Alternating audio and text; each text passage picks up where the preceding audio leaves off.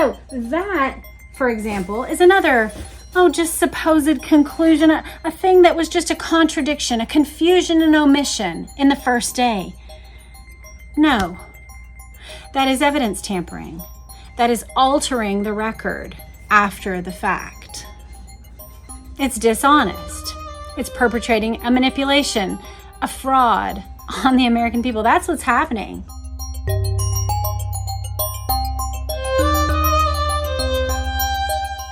Hello and welcome back to my channel. And if you're new, then welcome.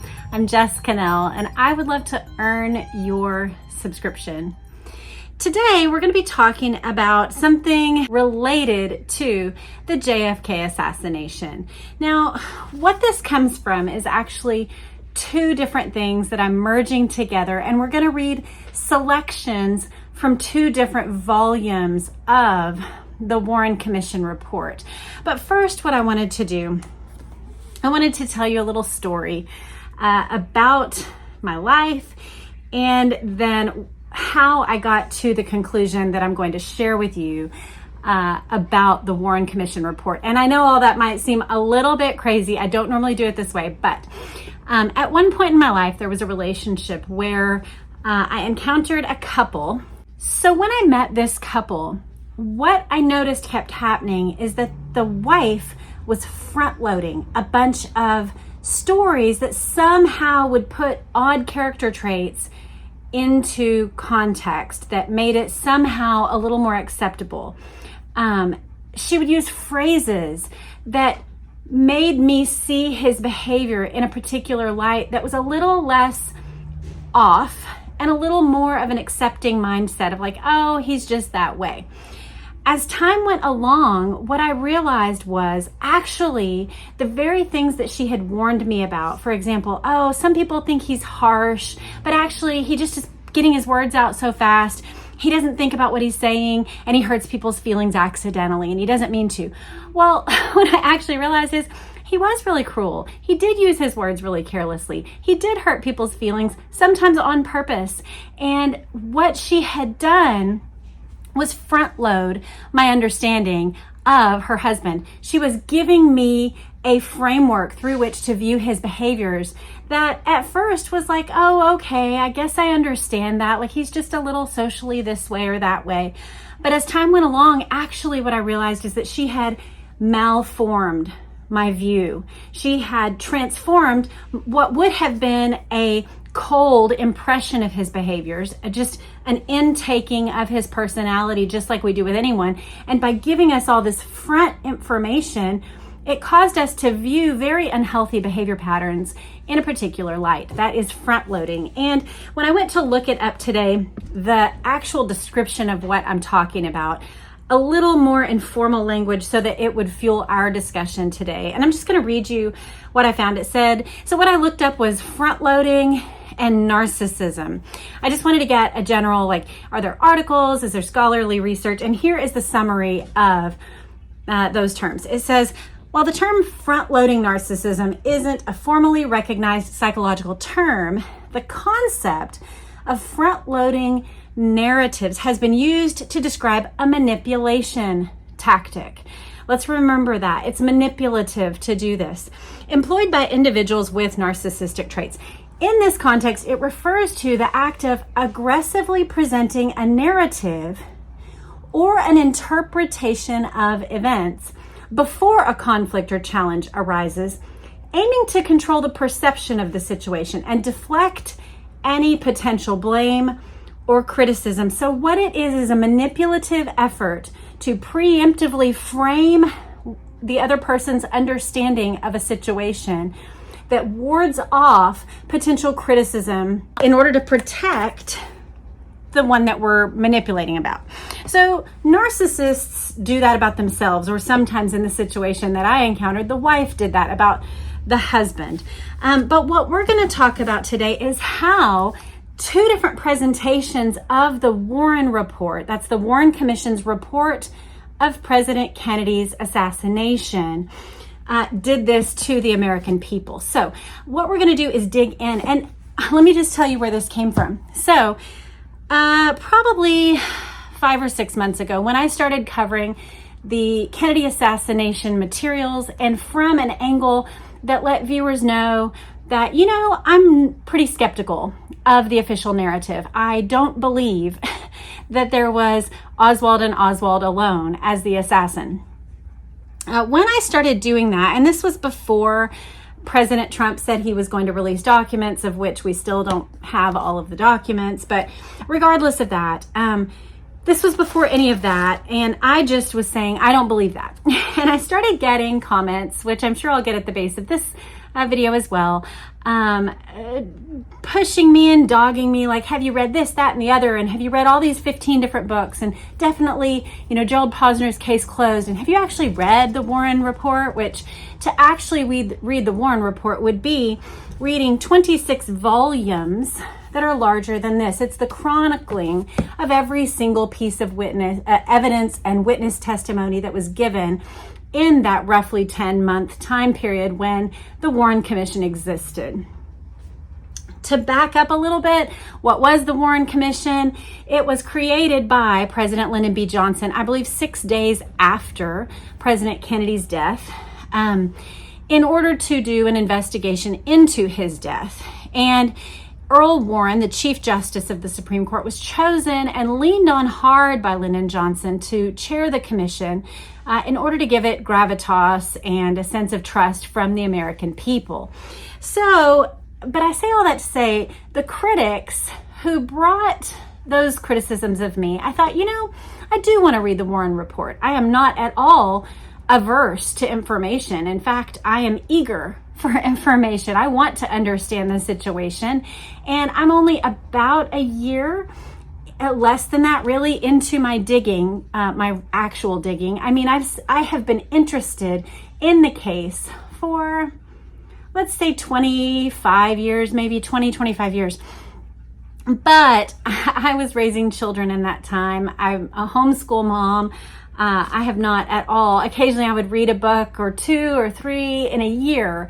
But sometimes years went by when I didn't have a chance to read anything. So this year I've been digging, and about a month ago I picked up this copy, which is the Doubleday copy, the official Warren Commission report on the assassination of President John F. Kennedy. I found it in an antique shop. I was so excited.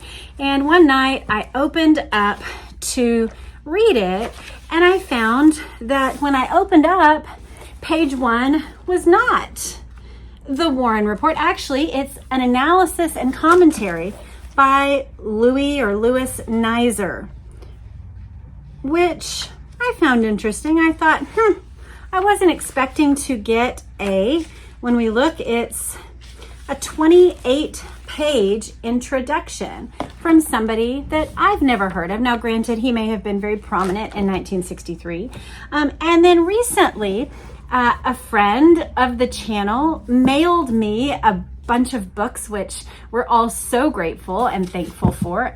But in that box was this, which is the New York Times edition of the report of the Warren Commission. So open up here, and what do we find? Well, we find articles from the New York Times, which is great. That makes sense that they would include the news story that was the very first report of the assassination that the New York Times gave to its readers. Okay, that makes sense because it's the New York Times edition, so they're wanting to give their take on it. But then we get another introduction. This one also is a 26-page introduction. And then even when you get there, there's another article that's another, say, 2 different articles that make up about 10 more pages. So you have to get about 50 pages into your book for this one to actually get to the report of the commission. So I'll tell you, now I recently looked at this one, of course, because I just received the book. But when I opened up this one, I thought, well, I'll go ahead and read the introduction. I mean, they put it here in the first. And so I started reading. And I'll tell you guys just from the start that I found it very discouraging.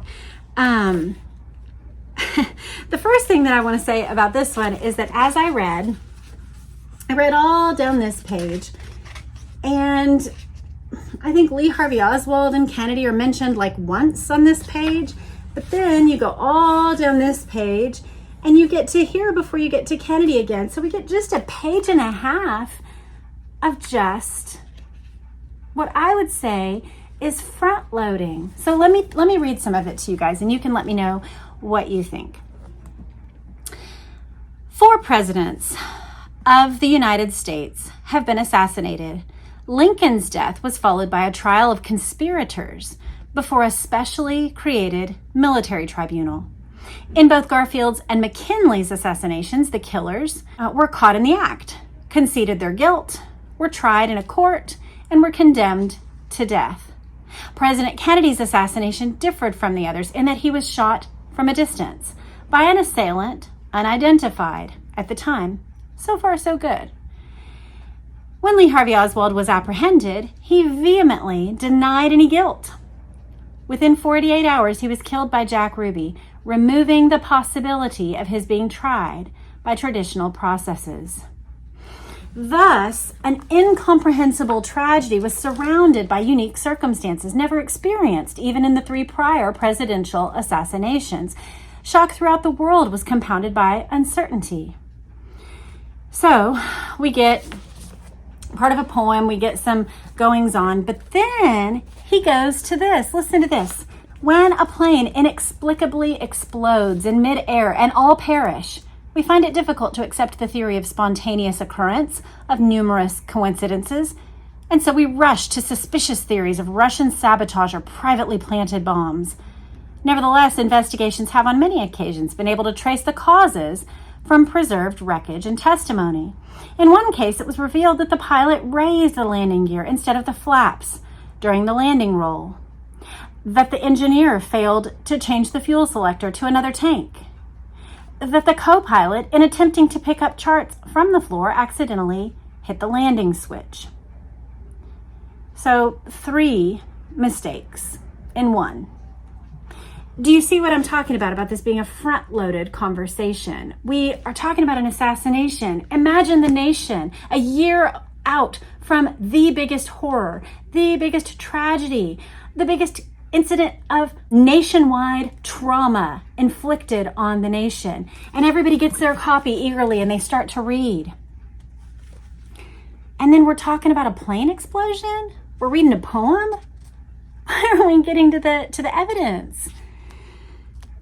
In a different case, the gear warning horn was mistaken for the stall warning horn. While escaping fumes irritated the pilot's eyes, and he failed to lower the gear on the second half of a go-round.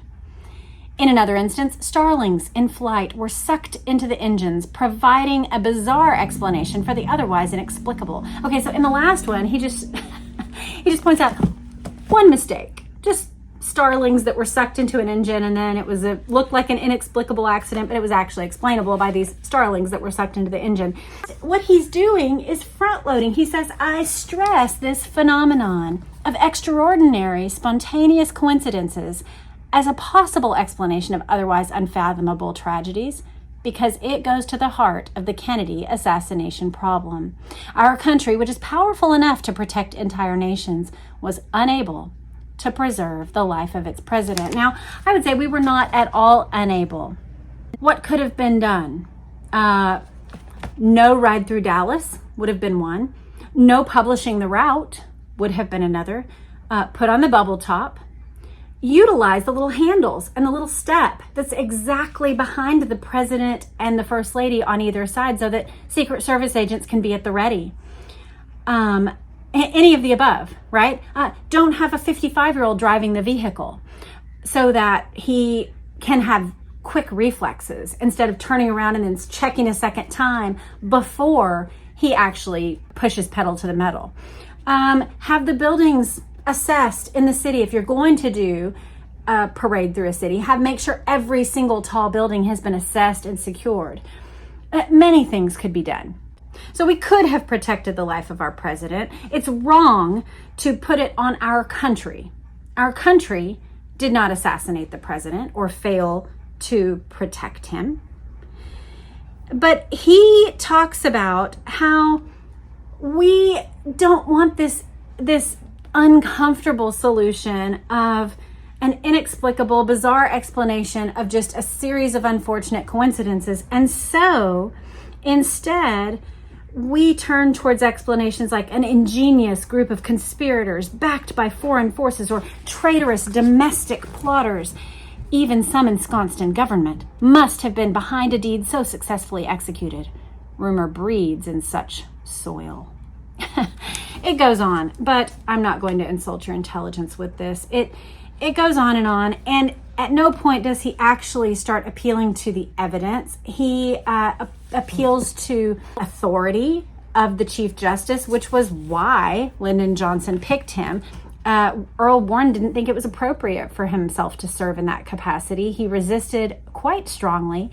What we'll find out as we go along, we're about to start a systematic read through of different books, and we're going to get into the Warren Commission in multiple doses and talk through how many of the Warren Commission members were present in an average information session. How many of them agreed with its findings? How many of them agreed with the magic bullet theory? How many of them put their stamp of approval on the whole thing, or did some of them actually desire to put a contrasting statement, or what in the Supreme Court they do is the minority view, right? There's the majority view, but then you get the minority view so that you get to here is where we felt 6 justices feel this way, but the 3 dissenting voices thought that these legal issues were at play, and this is their view. So you at least get to hear, as a citizen, you get to hear, okay, these are the issues that our justices are wrangling with.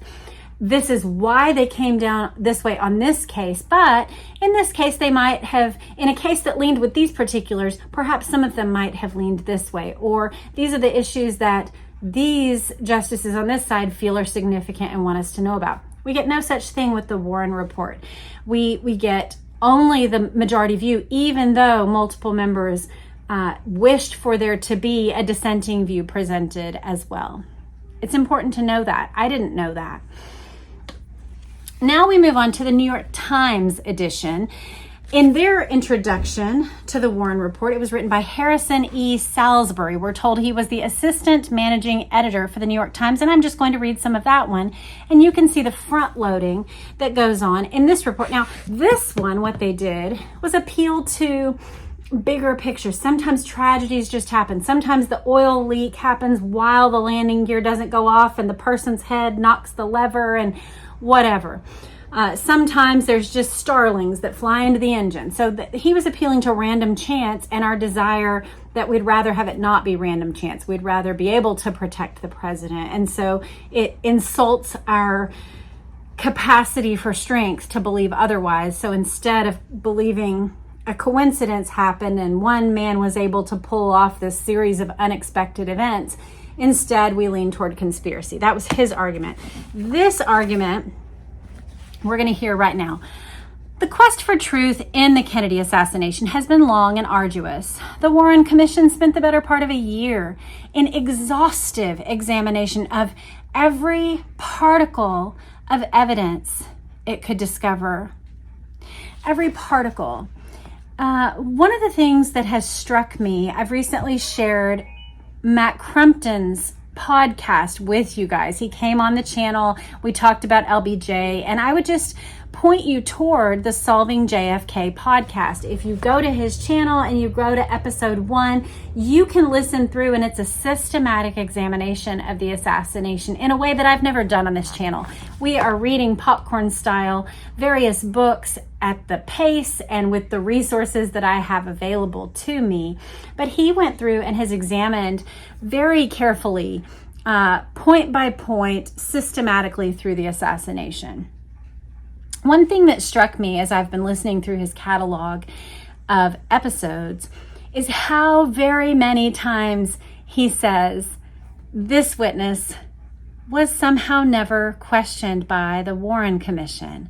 Bill and Gail Newman, for example, I went and grabbed my book. Sometime we will read this chapter, but it's called The Unchosen Few. Key Witnesses Still Wonder Why They Were Ignored.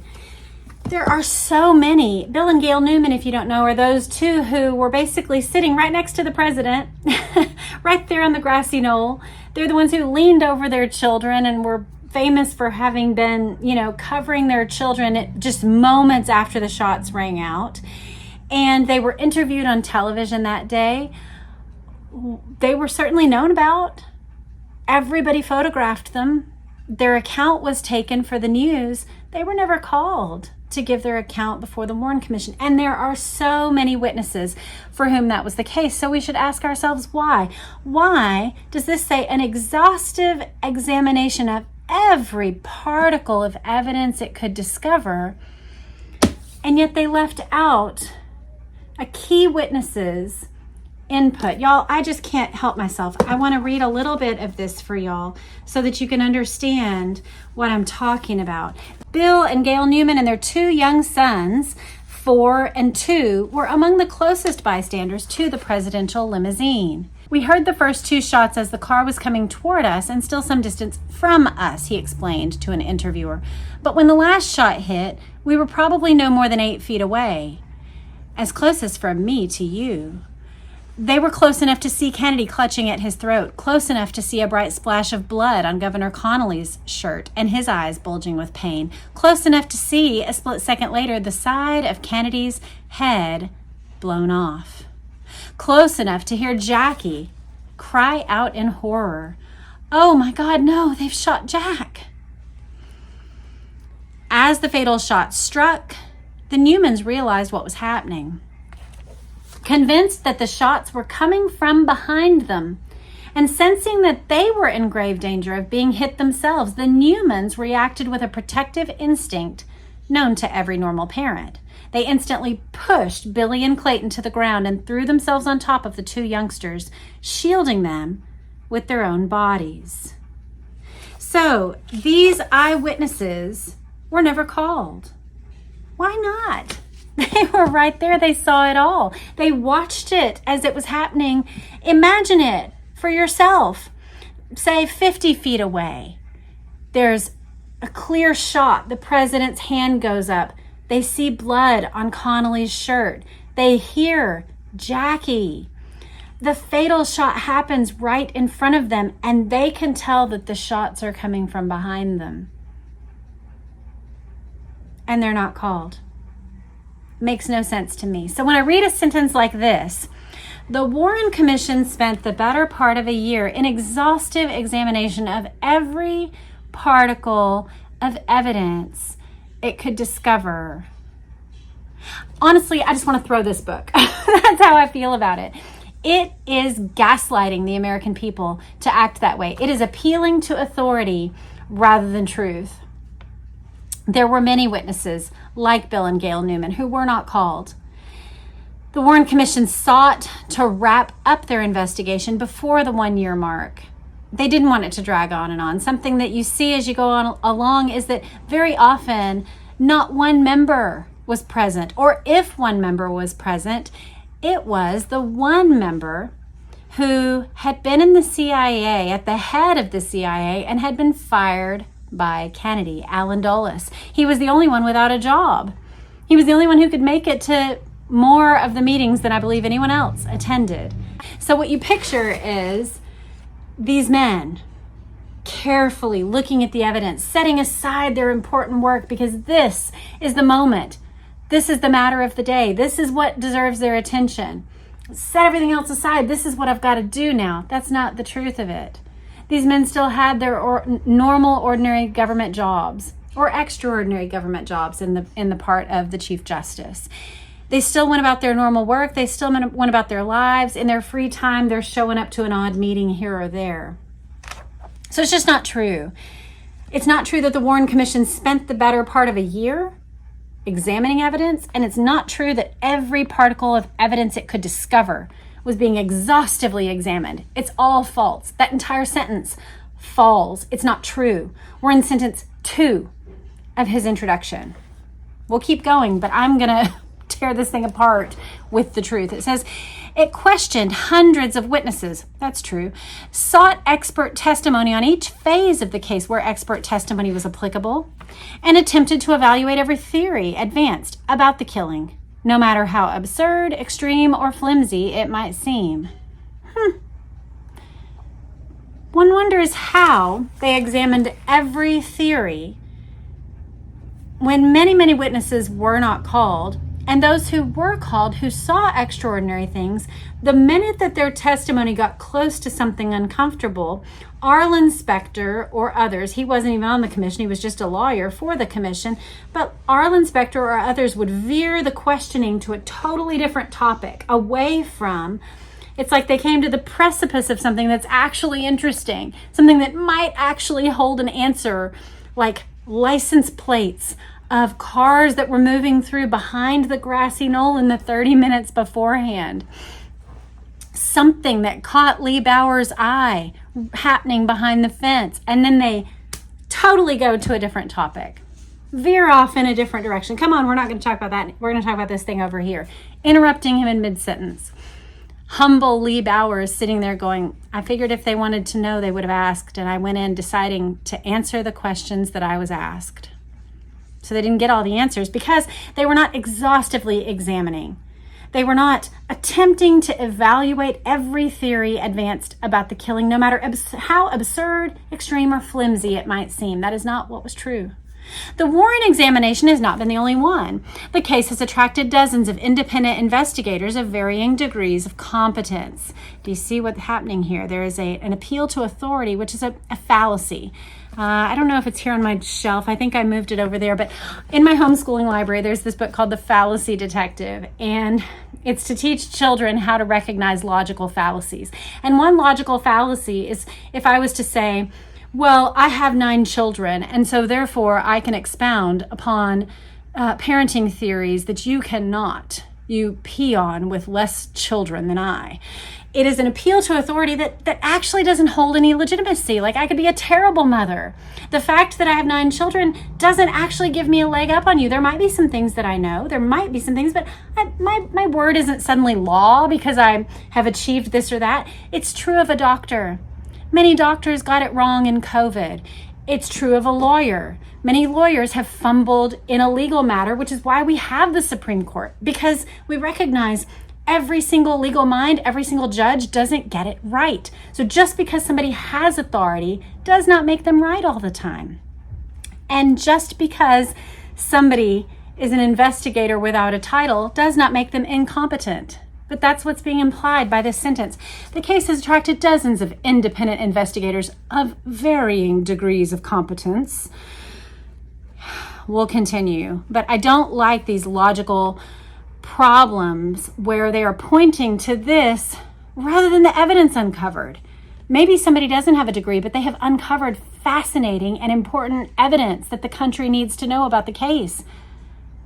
Why are we writing them off as competent or not? Let's listen to what they find and weigh it, because we've just been told in 2 sentences prior that they were willing to evaluate every piece of evidence, absurd, extreme, or flimsy.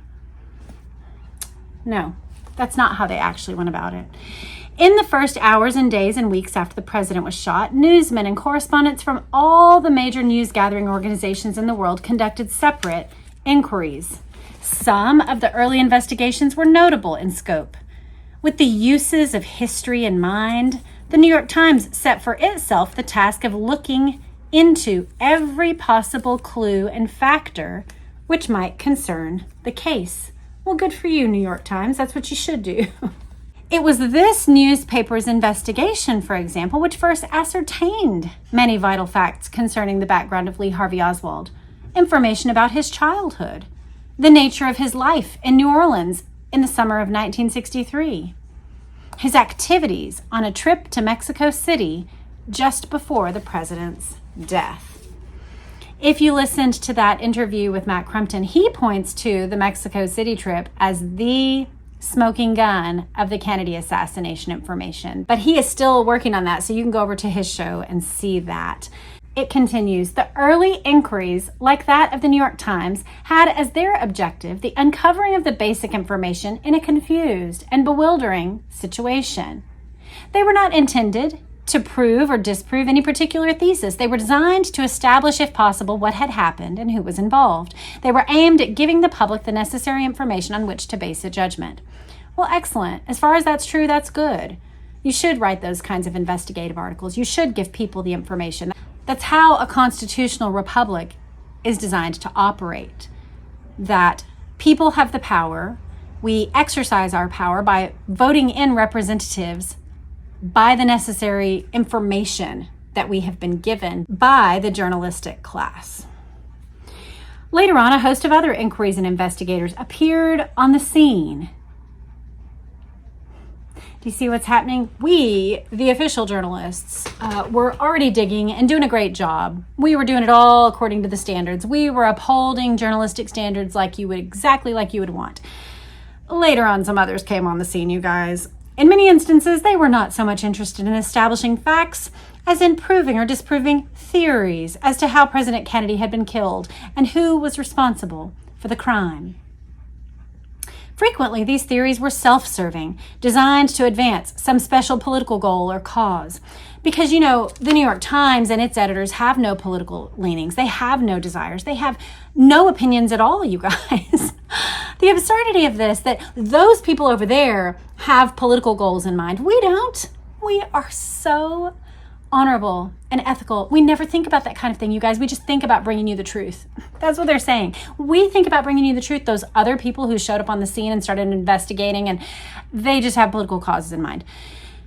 Then, as if that's not enough, political goals is one reason why you shouldn't trust those people. Some have had the objective of undermining the standing of the United States and its governmental structure. You guys, they are trying to tear down our whole government, our whole way of life, so don't listen to them. Some have been aimed at sowing distrust and confusion at home. So, boy, we need to be cautious. Others seek to convey to foreign countries the image of a violent America, helpless in the face of dangerous forces. So, he's appealing to patriotism here. There's political things that these people are trying to do. They're trying to tear down your country. They're trying to sow distrust and confusion in your very home, you guys. And then they are trying to make us look like a bunch of weak people who can't control the violent elements in our own country. So don't listen to these people, you guys. Anybody who says anything different than what we're saying, don't listen to them, because these are their motives. That is what's happening here, and that is front loading. It is providing a framework through which we are to view any criticisms of this huge volume, as if this huge volume and its fascinating, wonderful, honorable, amazing 10-month-long investigation that was done, looking at every single fact, you guys, as if it couldn't speak for itself. It needs a voice that's tearing down every possible opponent before you even read it. That is how weak and flimsy this document is telling you that it is. By this person's very introduction, it is weakening the strength of whatever's to come. The Warren Commission inquiry has been conducted with all of these factors in mind. It sought to present a body of data, evidence, and conclusions which should lay for all time the aura of vicious and irresponsible rumor which has grown up around the Kennedy assassination. Okay, so supposedly this would be the final word. Our own government has reported many times over since the publication of this document that the Warren Commission got it wrong. Even now, even this week, Jefferson Morley has been reporting some amazing things. If you don't follow him, find a way to follow him. I believe he publishes a Substack. There's some YouTube videos where he's been interviewed on major news channels. You can keep up to date. At this point, given the parameters of my life, my goal is not to keep you abreast of every up-to-the-minute new document that has dropped. I just don't have a life that can function that way. But I will point you towards people that do that when I have the opportunity. And Jefferson Morley is one of those that's doing that. And so if you're interested in the recent document drops, you'll want to follow his name. I believe he has a Twitter feed where he keeps you abreast through articles and that kind of thing. So there are various ways you can keep in touch with his research. But point being that the Warren Commission did not lay to rest all potential criticisms. In fact, our own government has said, yeah, I don't think we got it right. I mean, LBJ thought we didn't get it right. Nobody believed that this was the final word. And so this guy saying it was the final word kind of doesn't matter a hill of beans to me, because all the relevant factors, all the people, including LBJ even, knew that it wasn't true. A few more selections that we'll read before wrapping up. Out of this situation, 100 theories have burgeoned as to how and why the president was killed. It's safe to predict that another 100 will spring up. This was published, I remind you, in 1964. So we're 61 years past the publication of this. And yes, indeed, we do keep finding out information, and yet it's not really 100 new theories. It's centered on about 4. People maybe say mobsters, Cuba, Russia, CIA, about 4. Maybe you hear Israel here recently. I've heard that. But we're not talking hundreds of theories. We're talking about one of these. And, you know, the names change. Maybe a different assassin is mentioned, but that's not a different theory of how it happened. It's just dishonest to say there's hundreds of theories, you guys. There's so many. Those conspiracy theorists, they'll come up with anything. It's absurd to treat it like that, but that is how any dissenting view is being treated by this introducer of the Warren Report. These theories are, for the most part, not founded upon actual evidence about the killing of the president, but upon contradictions, confusions, and omissions, which can be cited between one witness and another.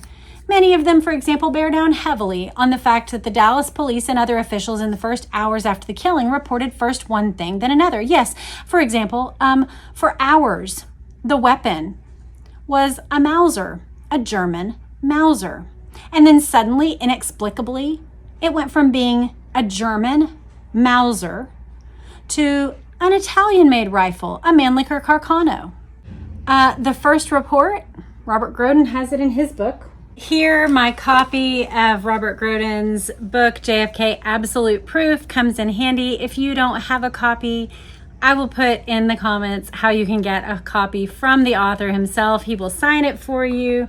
It's an excellent book, but in it, at the end, he addresses myths of the JFK assassination, and one that he titles 3 bullet shells were found on the 6th floor. Now, you might not realize that's a myth, but he explains how. He says, soon after the assassination, 2 empty bullet shells were found on the floor in what was to become known as the sniper's nest. When it was discovered that 2 were not enough, a 3rd was then conveniently found to permit the possibility of a lone assassin.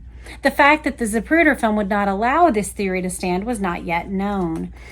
So here is the Dallas police photograph of the only 2 empty bullet shells found on the 6th floor in the sniper's nest. The original envelope contained Q1, the bullet which would later be named CE-399 by the Warren Commission. It was being sent from the Secret Service to FBI. While it was in the air on Air Force One, another bullet was still in Governor Connolly's leg. Here we have the full picture that shows 2 empty shells on the left. These are the bullet fragments that had been taken, I believe, from Governor Connolly. And this is the lone unfired round on the right.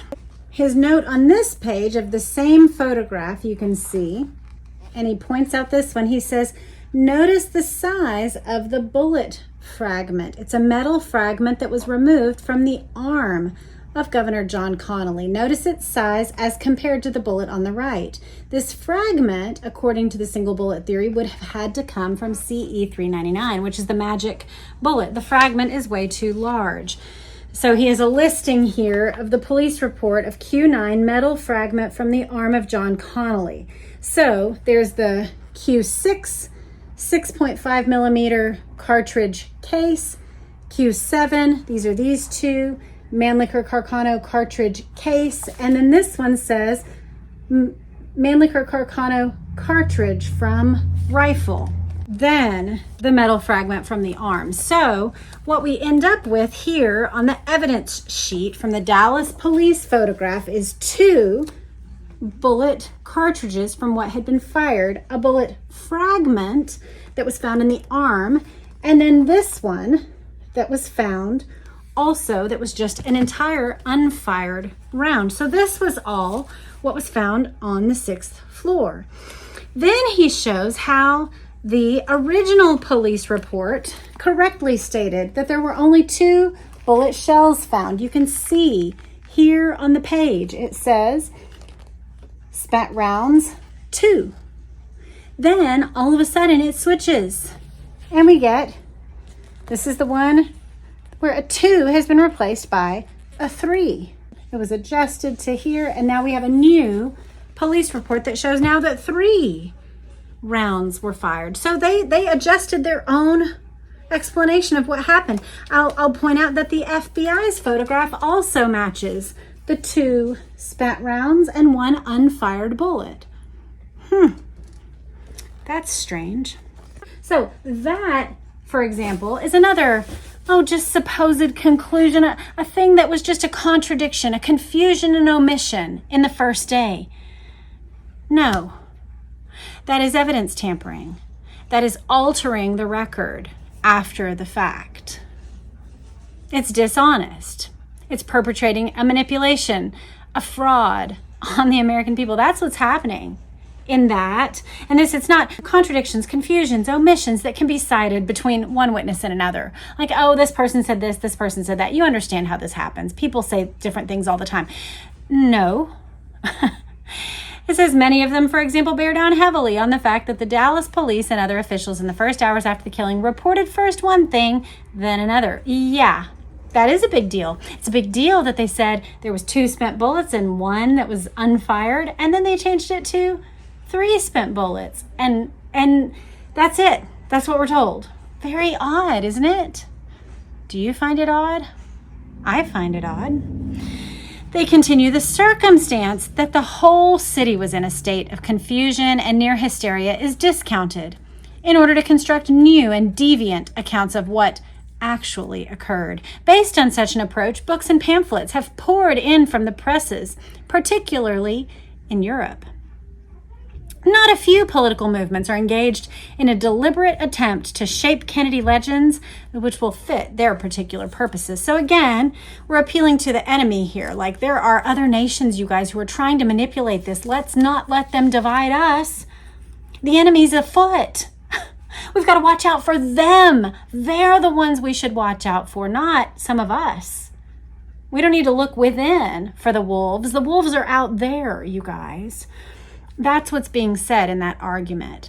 When the fact is that very often, when there is something happening politically within a country, political observers from outside that country are allowed to tell the truth more freely than the people within the country. It happens all the time. Think about China, Tiananmen Square. Think about what happens with North Korea. Think about what happens on borders of wars. Think about what happens in a variety of situations where there's tragedy, where there's a famine, where there's some sort of problem. Political observers on the inside have their factions, have their biases. People on the outside are looking in, not without bias, but with freedom to say what they please, without being controlled by the forces within. And that's what happened here. At moments of profound tragedy, the tides swirl dangerously. It is easy to lose footing in the fog of rumor and report. Be careful. Rumors are abounding here, you guys. That's what's being said. The very archstones of the state seem to shift. Everything's going to fall apart. We can't have this, you guys. Rumors, reports, foreign people publishing all sorts of things. Internal people without credibility, mind you, without us honorable journalists' mindset. They're all saying crazy things. You got to keep watch. This is the framework that's being presented before people crack open the first telling of what our government had to say. All that has seemed secure suddenly, if only for an instant, becomes uncertain, unstable, treacherous. If the president can, in the full panoply of power, be turned to dust, what man feels safe? When we add to such a situation of high drama even a whiff of suspicion, a hint of the unknown, a touch of rumor, the tensions may rise to an excruciating level. Sensation begins to feed upon sensation, rumor upon rumor. The fundamental assumptions on which the community lives may fall subject to challenge. If you listen to them, you are contributing to the downfall of our society. The very archstones of the pillars of our society rest on us not giving in to this rumor. That's what's being threatened here. If you listen to them, you're contributing to the downfall of our society, folks. These ingredients lay at hand in the Kennedy assassination. If the crisis was held back before it had the opportunity to take shape, if confidence within the United States was largely maintained, this was due in no small measure to the fact that 1 week after the president's murder, when the nation, still horrified, still mystified, still angered, sought vainly to comprehend the significance of what had happened, President Johnson set up what quickly came to be known as the Warren Commission. So here in rides our hero on his white horse, Lyndon Johnson, you guys. We can thank him. Amidst the sorrow, the drama, the public confidence at risk, the very archstones of our nation shaking, President Johnson set up this panel, comprised of 7 distinguished public men, headed by Chief Justice Warren. The commission was charged with the task of satisfying itself, quote, that the truth is known so far as it can be discovered, and to report its findings and conclusions to him, the president, to the American people, and to the world. This elemental quest for truth, so simply stated, has proved infinitely complex. Well, in that sentence, I remind you, it says that the truth is known so far as it can be discovered. When entire people's testimonies of people who were 8 to 10 feet away from the president when he was shot were not even invited to be told, would you consider that seeking the truth to be known so far as it can be discovered? I wouldn't. That's my conclusion. Plain as day. I don't care if it went on for 7 years. I would rather that than for it to be done in 10 months, but them not have looked at the closest eyewitnesses. Well, I believe that's enough for today. I am still going to read through the Warren Commission. I do still intend to open my mind to any and all facts. I do desire to understand the truth, wherever it may lead. That's where I land. And that's where the Warren Commission ought to have landed. Instead, I feel that we have been gaslit. We, as a people, through many different voices, many different authoritative sources, tried to front load our understanding of the report, tried to make it so that this appeal to authority, appeal to the good of the nation, appeal to not giving in to rumor mongers, they really did a number on us. They did a number on our country. And they tried to front load it so that we would not rightly discern and come into this thing, okay, the president has died. Let me see what's what. Let me understand what you guys did. Let me see what you saw. Let me find what you found. And let me weigh it all and come to a conclusion of reasonable certainty. But instead, why would it, if what they found was so certain, if the evidence was so compounding, so very obvious that it's just one man alone, a kook who got a gun, got off some lucky shots, boy, he really got one over on the nation. If that's what happened, prove it to us like a court of law. Don't do this front loading of trashing the opposition before we even hear from you. Present your case to us. Do it in an honorable, honest manner. But that's not what was done. I want to hear your thoughts in the comments. What do you take away from the introductions to the Warren Commission? And I'm sure these are not the only printings, I don't believe. So I'm sure that there are other introductions, and perhaps other people gave a fantastic, reasonable one. But what I see in these is a very decidedly front-loaded perspective, trying to give us one particular view, trying to sway us toward trusting the authorities and the authorities alone, as they present a case that it was Oswald and Oswald alone. I don't buy it. I'll still read it, and I'll let them sway me with evidence. Of course, you better believe I'm going to have my sources at hand. I'm going to go to the book Accessories After the Fact. I believe it might be here on the shelf somewhere. I'm going to be going to my sources as I read through it.